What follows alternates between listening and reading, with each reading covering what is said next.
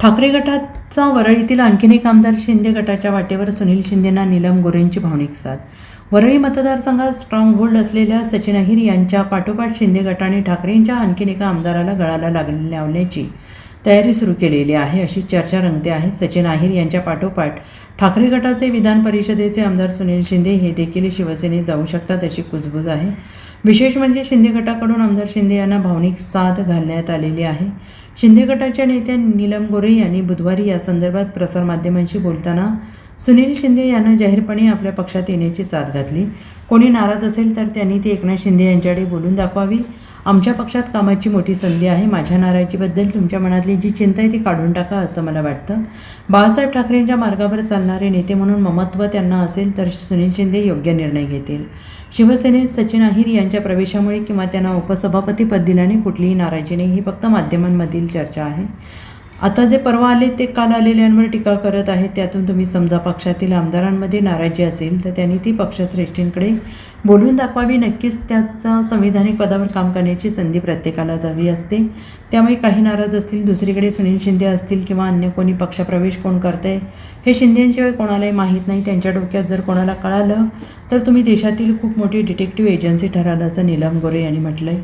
उपसभापती म्हणून काम करत असताना माननीय एकनाथजी शिंदे तसंच देवेंद्र फडणवीस, त्या काळामध्ये अजितदादा पवार, आता सुनेत्रा पवार या सगळ्यांनी जो माझा वेळोवेळी सन्मान केला आहे.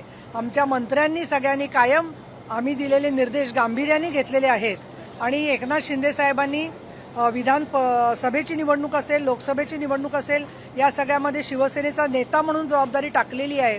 माझे पुस्तक प्रकाशन असेल, माझे कुठले कार्यक्रम असतील, त्या प्रत्येक कार्यक्रमामध्ये त्यांनी लाडकी बहीण योजनेचा जो त्यांनी प्रचार प्रसार केला आहे, त्यामुळे स्त्रियांमध्ये महाराष्ट्रामध्ये एक फार मोठी शक्ती उभी राहिलेली आहे. आणि त्याच्यामुळे कोण नाराज असेल तर त्या लोकांनी स्वतःची नाराजीची कारणं माननीय साहेबांच्याकडे द्यावीत. आम्हाला आमच्या पक्षामध्ये चांगल्या प्रकारने कामाची संधी मिळेल अशी मला जरूर खात्री वाटते. पण माझ्या मनातल्या नाराजीबद्दल तुमच्या मनात जेवढी चिंता आहे तर तुम्ही ती चिंता पूर्ण काढून टाका असं मला वाटतं.